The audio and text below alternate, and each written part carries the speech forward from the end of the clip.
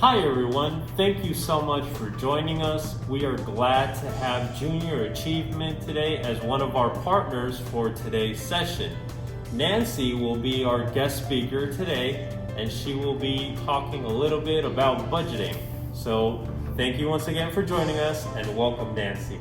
Thank you. I'm Nancy Roque. I am representing Junior Achievement today with Texas Bank and Trust. I'm a teller supervisor / personal banker, a little bit of everything.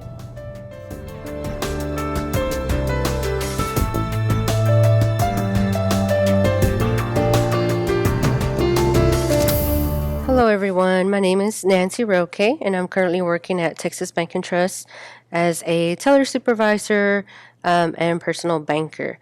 Today, for the next couple of minutes, we're going to be going over our personal finance and budgeting.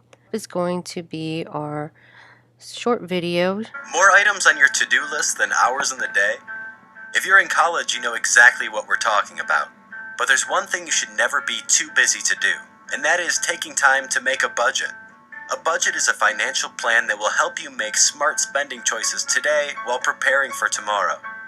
Budgeting will help you achieve your goals and prepare you for unexpected bumps in the road. So what goes into making a budget?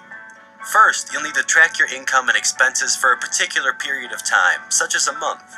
You can use pen and paper, a spreadsheet, or a budgeting app.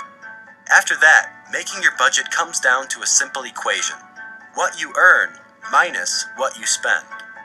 To determine your income, include items such as wages earned at work, allowances from family, and student financial aid such as grants or scholarships.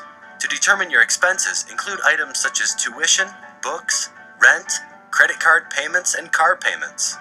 Then simply subtract your expenses from your income. Are your earnings greater than your spending? If so, you could choose to invest, buy a new cell phone, or simply save for a rainy day. But what if you spent more than you earned? If that's the case, it's time to cut back on your expenses and balance your budget. You may also need to find a way to increase your income. Remember, everyone's budget is unique and it will fluctuate from month to month, so use a budget and be mindful of your daily expenses. That way you can make sure you're spending your money on things that really matter to you. When you budget, you decide where your money goes instead of wondering where it all went. And there you have it, the basics of a budget. Now it's time to create your own. Go to studentaid.gov/budget to get started.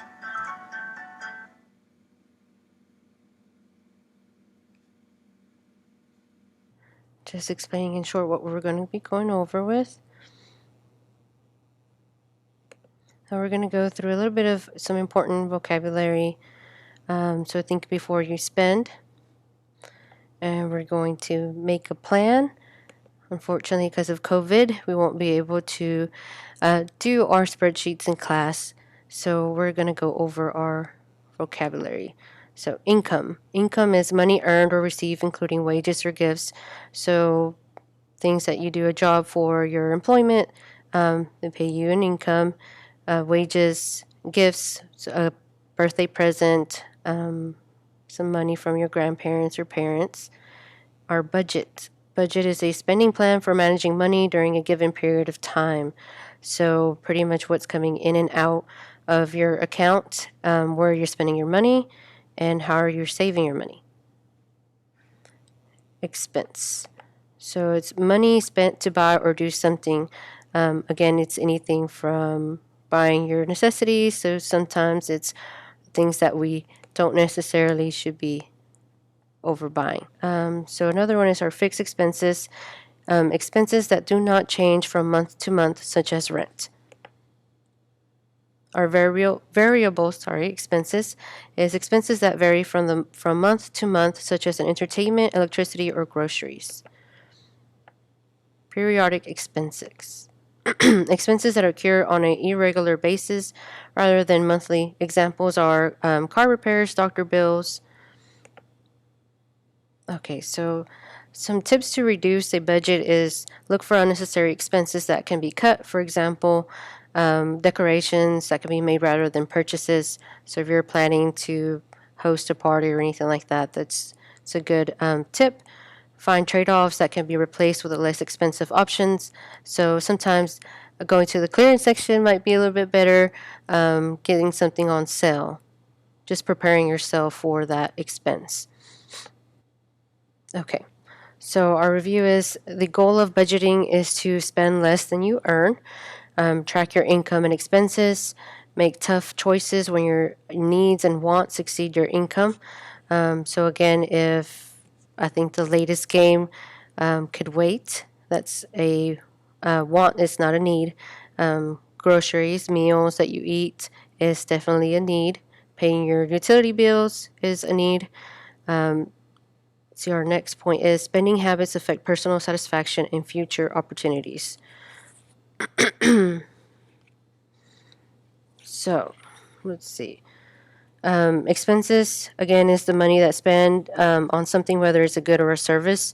Monitoring how and where you spend your money is very important, thus to avoid debt and eliminate any bad spending habits in your financial life.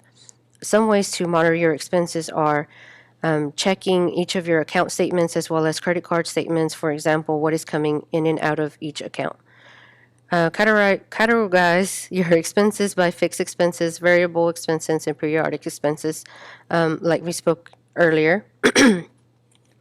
Downloading financial apps is definitely something that is new in this era, and it definitely helps you to budget your expenses.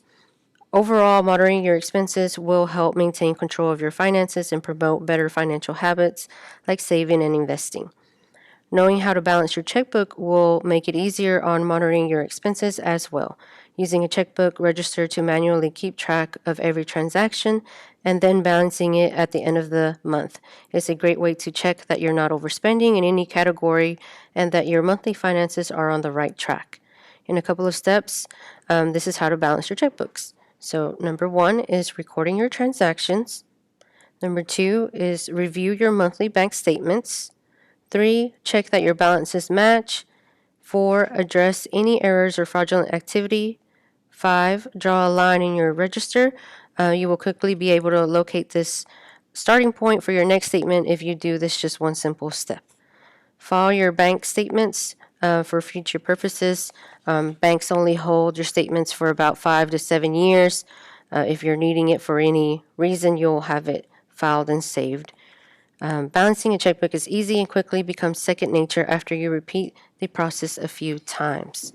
It's a couple of just tips on how to budget. Okay, I want to thank everyone for joining us today.